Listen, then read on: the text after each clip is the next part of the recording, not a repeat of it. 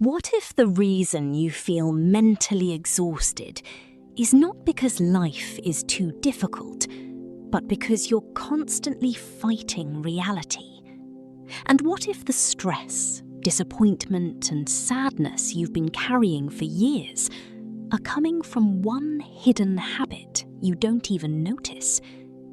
Most people think their suffering comes from other people, from betrayal, from failure, from bad luck. But Buddha taught something very different.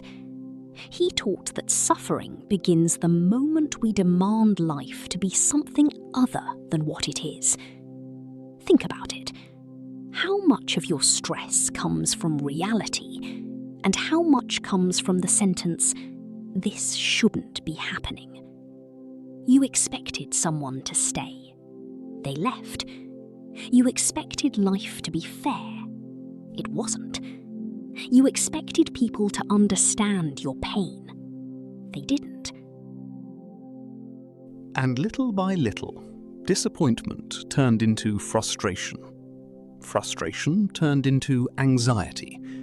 And anxiety slowly became a prison inside your own mind.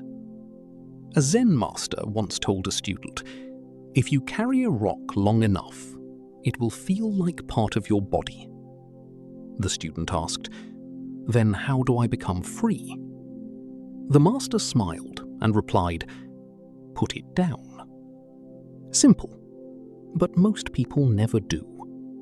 They keep carrying expectations. Expectations about people, about the future, about themselves. And every expectation becomes another weight on the heart. The truth is, life never promised to follow the story in your mind. The story is yours. Reality is reality.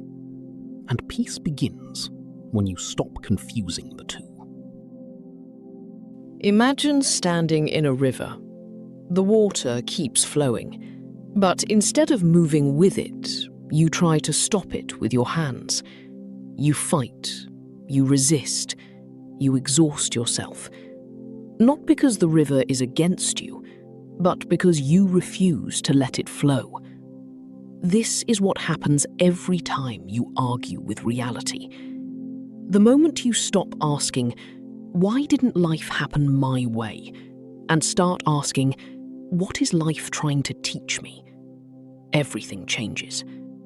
The mind becomes quieter, the heart becomes lighter, and suffering begins to lose its power. So tonight, before you sleep, ask yourself one question.